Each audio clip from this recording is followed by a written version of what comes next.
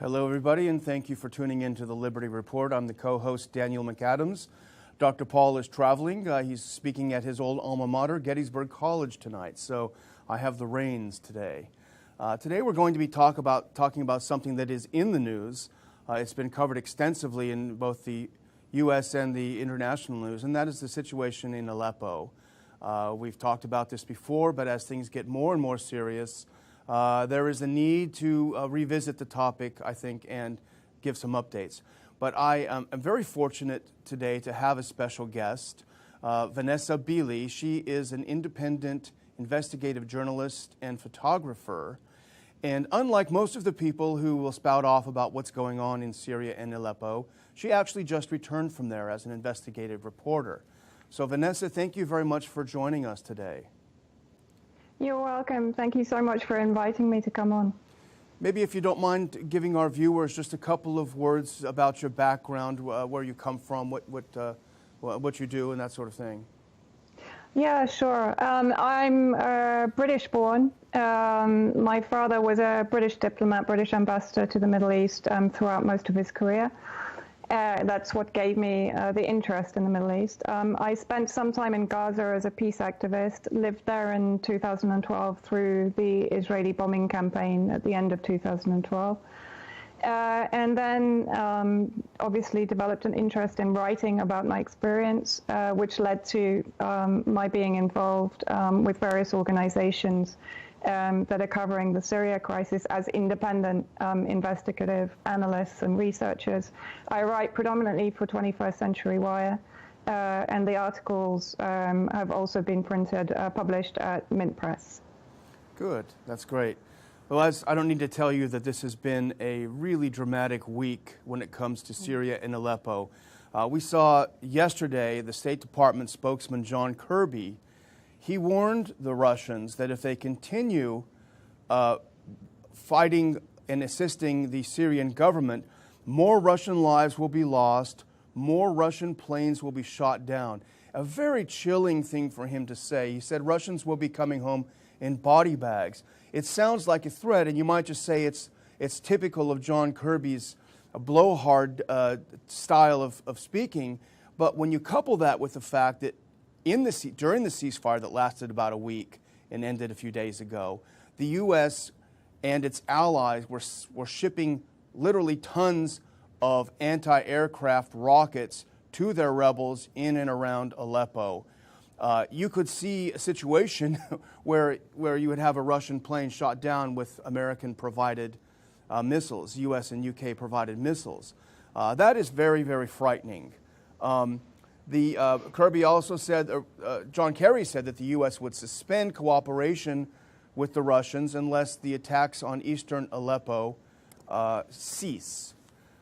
We hear a lot about Aleppo in the media in the U.S., and Vanessa, I know you won't be shocked to hear that the U.S. mainstream media gets it all wrong.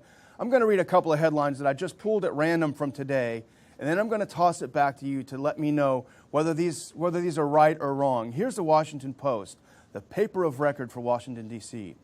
Darkness and fear in Aleppo as the bombs rain down. Washington Times, U.S. pressed to prevent Aleppo bloodbath as residents sit in their homes waiting to die. New York Times, Vladimir Putin's outlaw state. New York Times, the brutal strategy behind Russia's massacres in Syria. That's a little flavor of our media over here, Vanessa. How accurate is that in your experience? You just returned from a trip to Aleppo. Yeah, I mean, you know, we're seeing such an amplification of this anti-Russia, anti-Syria propaganda right now, and it's very simply because the Syrian Arab army and their allies are advancing through eastern Aleppo, and they're routing the US and NATO-backed terrorists that are occupying that area. This is a very important point to make, because the majority of the Western media in the UK as well as in the US are very much portraying Aleppo as a sort of homogenous city. That's not true.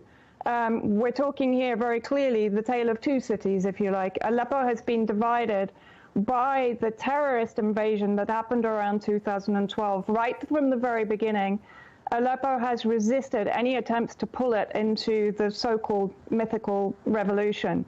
And because of that fact, the invasion that happened in 2012 has inflicted punitive measures on Western Aleppo, if you like, because they were responsible for resisting the armed revolution. 600,000 civilians fled from eastern Aleppo into western Aleppo very early on when the terrorists invaded.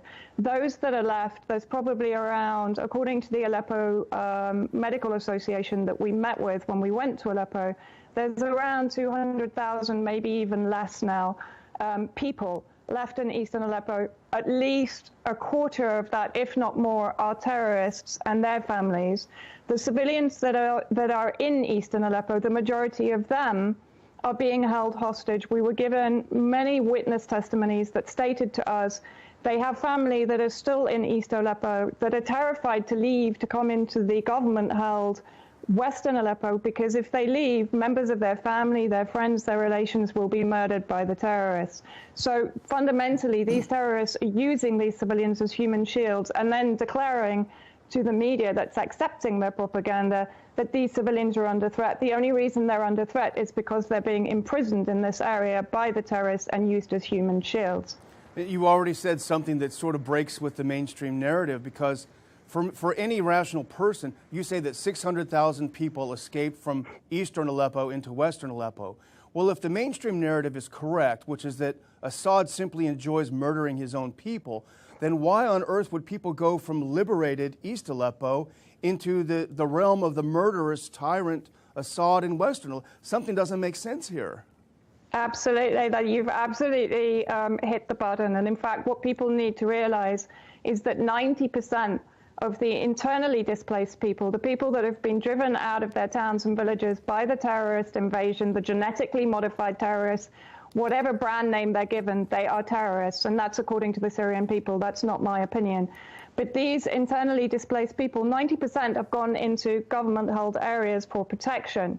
That's over 7 million people that have been displaced inside Syria, that have fled to government-held areas. And let's just also dismantle the whole sectarian idea, because if you go to the coastal areas, for example, like Tartus and Latakia, you will find there are Sunni, there are Alawite, there are Christians, there are all manner of denominations that have fled to that area to cohabit and coexist side by side in taking refuge from the terrorist attacks and massacres that are going on in their homes and villages. So you're absolutely right to make that point.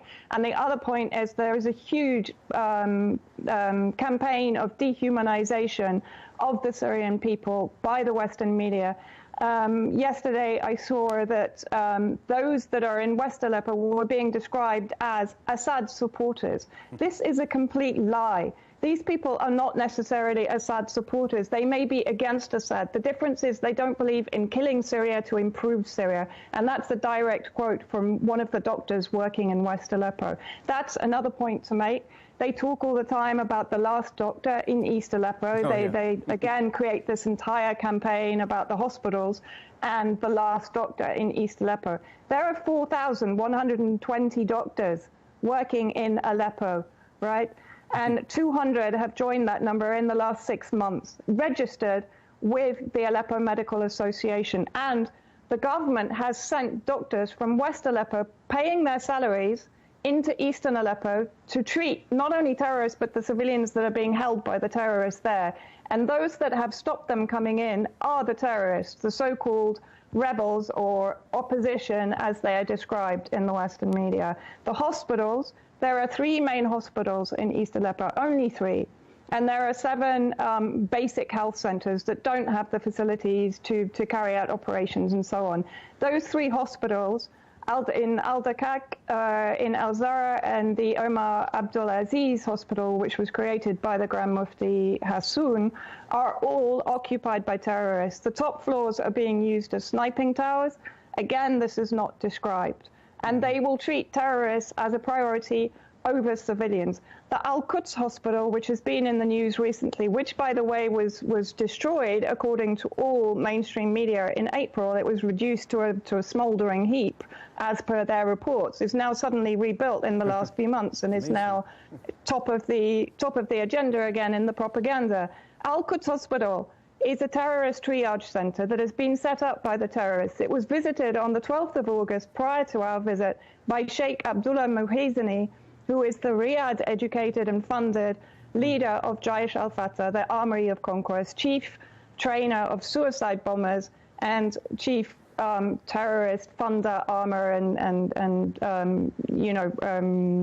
executor. Sounds like a nice guy. You know, for anyone who for anyone who might suggest that you're being a little emphatic with your words, calling the East Aleppo terrorists, I would simply remind our viewers that Colonel Steve Warren, who's a Pentagon spokesperson, said not long ago that eastern Aleppo is in the hands of the Nusra Front, which is al-Qaeda, which we all recognize as terrorists.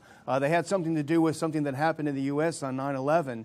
Yet somehow it seems that the U.S. is desperate to protect an area that its own government says is occupied and under siege by al-Qaeda terrorists. You know, you can forgive the viewers for being confused about this. Absolutely. Yeah, and actually, I can easily forgive the viewers, trust me. Even for me, someone that's been there and has been writing on this for ages now.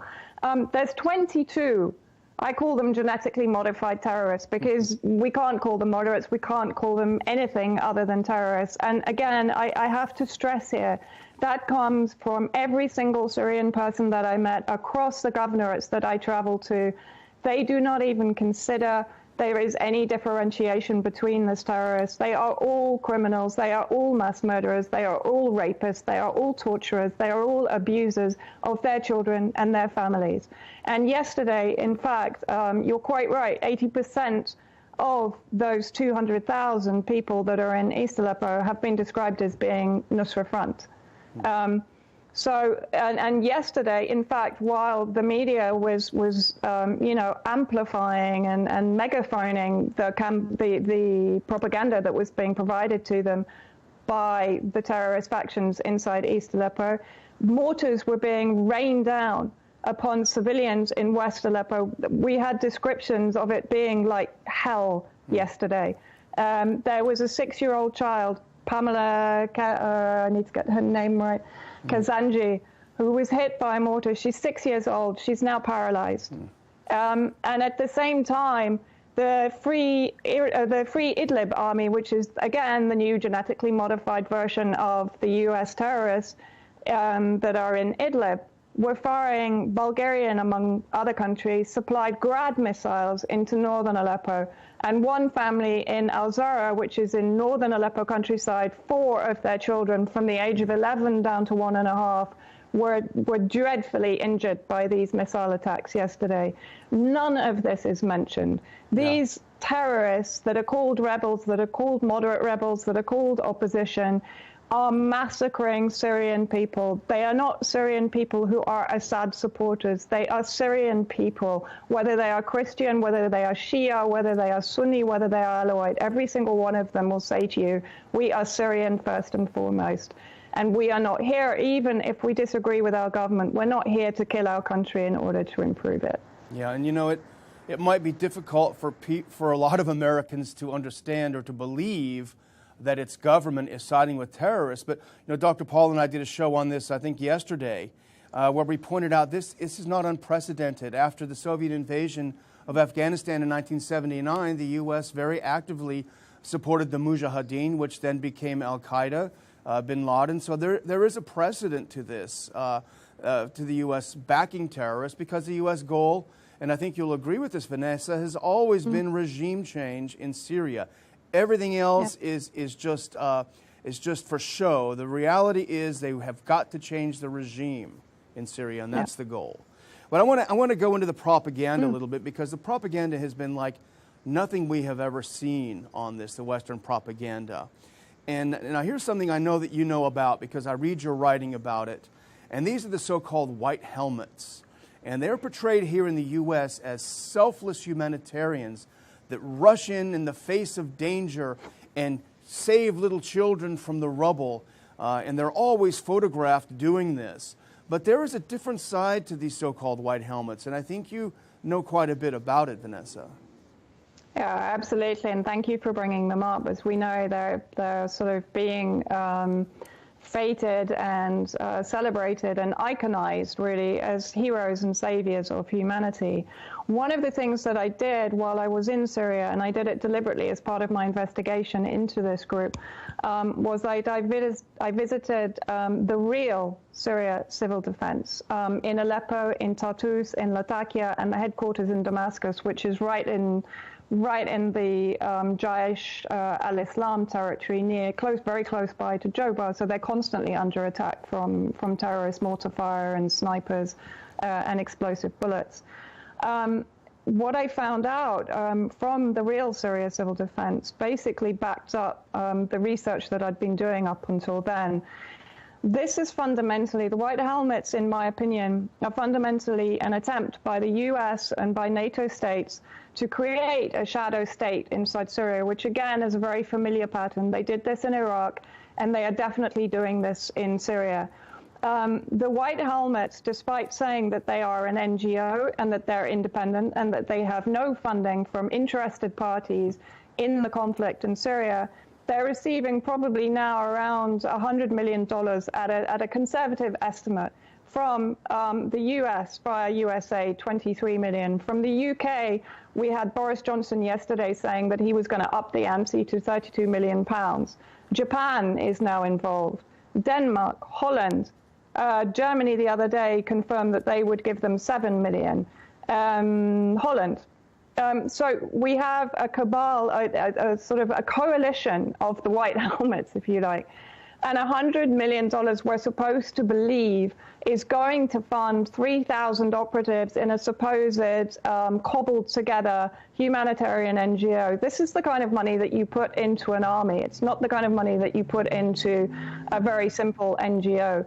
We know for a fact they fabricate evidence. That's been proven in my reports. We know for a fact that they are sectarian. When the Madaya propaganda broke in January 2016, they were photographed calling for the burning and destruction of two Idlib villages, Kafraya and Foua, that have been under siege by the US terrorists, al-Sham, since March 2015, and have lost 1,700 civilians under shelling and sniper fire. And the white helmets were calling for their further destruction. We have numerous photographs showing them armed, showing them basically acting as terrorists, and then quickly putting on the white helmet when they're needed to make another promotional video. I mean, I'm being flippant here, but this is genuinely what is happening.